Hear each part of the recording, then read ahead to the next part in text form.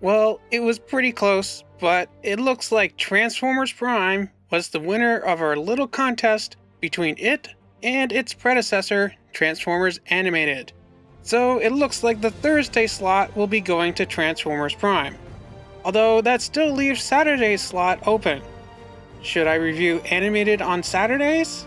Or maybe another show?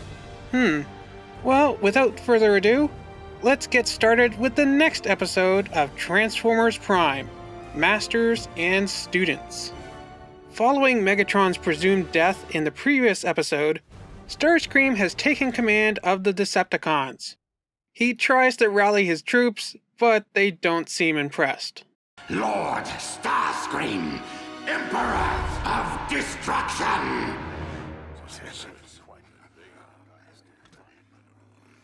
Also, did anyone else notice a weird inconsistency in Starscream's broadcast behind him? At first, it seems like the camera is where that screen is in front of him, because when he turns around to face the Viacon, we see him turn his back to it. But when it cuts back to him, it seems like Starscream's camera is at a similar angle to that of the show's. And later, it even seems like the footage behind Starscream is at a lower frame rate or something. It's either a weird error, or maybe Soundwave is messing with Starscream's feed.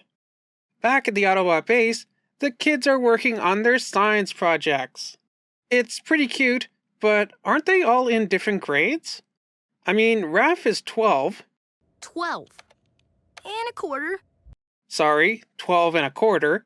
But my point is, Miko is apparently 15, and Jack is 16, at least according to Google. So it's certainly possible that Jack and Miko could be in the same class depending on when their birthdays are in the year. But shouldn't Raph be a couple grades below them? I guess since Raph is pretty smart, maybe he got bumped up a grade or two? Oh well. Still, it's kinda cute seeing the kids do kid things. You're a motorcycle, RC. Shouldn't you know how to build a motorcycle engine? You're a human, Jack. Can you build me a small intestine? Well, maybe our young friends should try learning more of Cybertron. Yes, teach me, Professor Ratchet. I want to learn all about Cybertron. So it seems that at least Raph is learning a little bit about Cybertronian culture from Bumblebee. I just wish that we could understand Bumblebee too. By the way, how is it that Raph can understand Bee? I assume that we'll find out eventually, but until then, I guess it's kind of like how the kids in Armada could understand the Minicons. Or like how Luke can understand R2-D2. They just do. With the Decepticons up to something, Ratchet opts to stay behind and help the kids with their science fair projects, while Bumblebee goes on the mission with Optimus. Okay, now I really wish there was an episode in RescueBots Academy where the recruits made their own science fair projects. How cute would that have been? When Soundwave hands Starscream the Energon Cube to awaken Skyquake, did you notice that the box that it was in looked very familiar? It should if you watch the War for Cybertron series on Netflix, because it seems to be very similar to the one that the Decepticons used as bait for the Autobots in the second episode of Siege. The only major differences being that the Siege one is missing the spikes on the corners, and the Energon inside appears to be glowing pink instead of blue like the one in Prime. But since both shows are made by Polygon Pictures, I wouldn't be surprised if this was just an existing asset that they modified and reused in Siege. I wonder if there's any other things in Prime that we're also going to see reused in the War for Cybertron trilogy. We are then finally introduced to Skyquake, who's pretty cool, I guess, but he doesn't compare to his brother Dreadwing, but we'll get to him eventually. I like how Optimus tries to make peace with Starscream and Skyquake rather than just fighting them immediately. It says a lot about his character. I would be willing to consider a truce, if you would be willing to bow before me. Again? Bow to this! So while Optimus and Bumblebee fight Skyquake, Ratchet is back at the base, quote-unquote helping the kids with their science fair projects. And I love how he's really just doing them for them. You know, like some kids' parents would do. Shouldn't I be doing the work? Yep. Don't touch, just watch. And learn. Watch A master at work.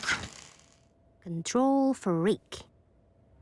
Meanwhile, Soundwave detects Megatron's life signs. Although why only now, who knows. Maybe it has something to do with when Starscream told him to boost the power to his sensors in order to find Skyquake. Although, wouldn't the Nemesis have more powerful instruments than Soundwave? Well, Starscream finds Megatron, and, being the traitor that he is, plucks the Dark Energon from his spark chamber, which seems to be the only thing keeping him alive. Although, I wonder, why isn't he a zombie Terracon? I don't know. The effects of Dark Energon aren't exactly clear. If you're dead when you're infused with it, you turn into a zombie, but if you're alive, it lets you control the zombies? But then what if you die with it? I would think that you would turn into a zombie yourself, but I guess not. Although I guess Megatron is still technically still alive, even after Starscream pulls the Dark Energon out of him. Back on Earth, Bumblebee takes out Skyquake.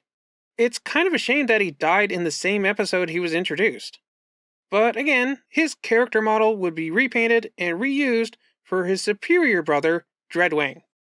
Back at the Autobot base, we hear how the kids did with their science fair projects. Well, on our planet, you would have been awarded the highest honors. Absolutely no gratitude. See if I help them. And lastly, we end the episode with Megatron on board the Nemesis in critical condition. But did you notice the other operating table or hospital bed or whatever it's supposed to be behind Starscream and Soundwave?